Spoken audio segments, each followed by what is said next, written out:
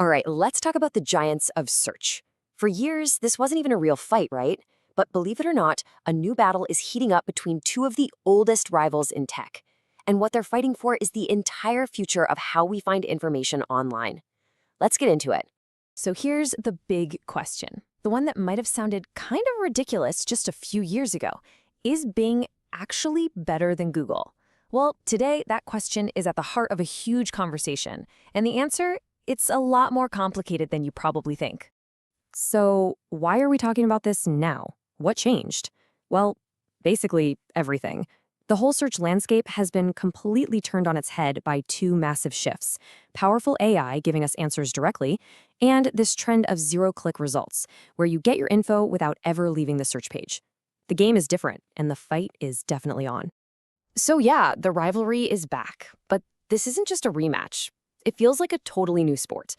It's not just about who has the smartest algorithm anymore. It's about two completely different ideas for what the future of information should look like.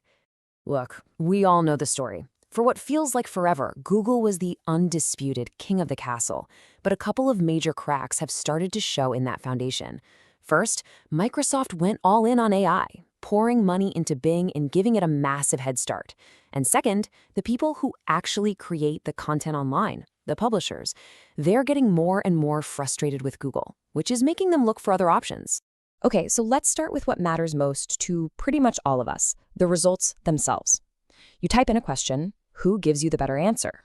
For just pure, raw search quality, Google is still the heavyweight. If you're digging into something really niche or super technical or a complicated question, Google's massive index usually comes out on top.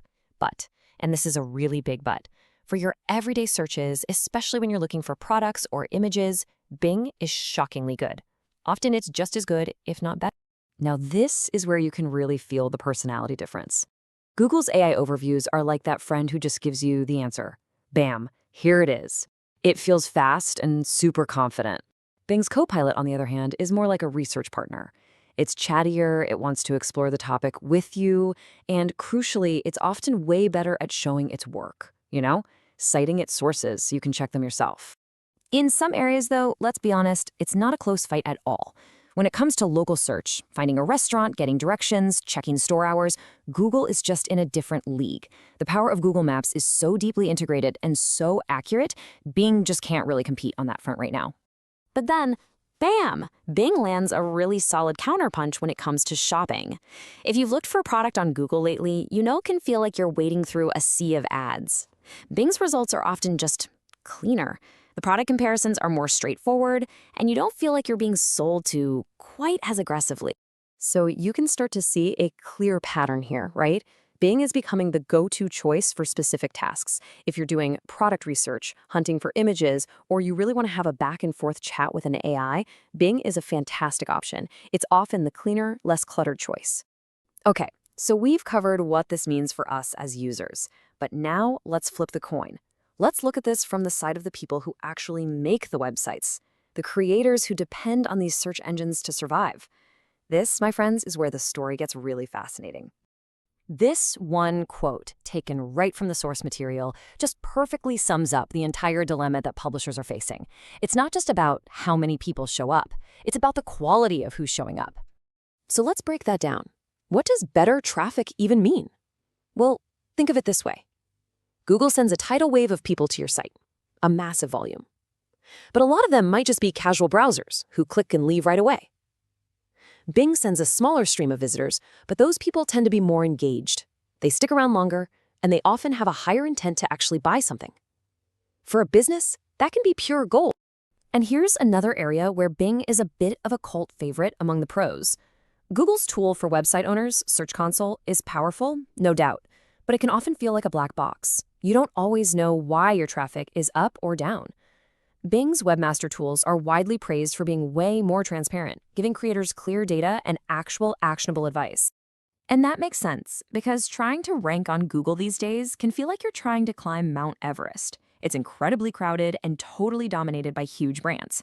Bing, on the other hand, is like a much smaller, more accessible mountain. For new creators or smaller websites, it means it's often way easier and faster to actually get seen and start getting some traffic. And you get to the top of those different mountains by playing slightly different games. Bing still really rewards the fundamentals of old-school SEO, using the exact keywords, having a really clean site architecture. Google has evolved to focus more on abstract ideas, things like brand authority, user trust, and how people are actually interacting with your content. So we've looked at the user side, we've looked at the publisher side.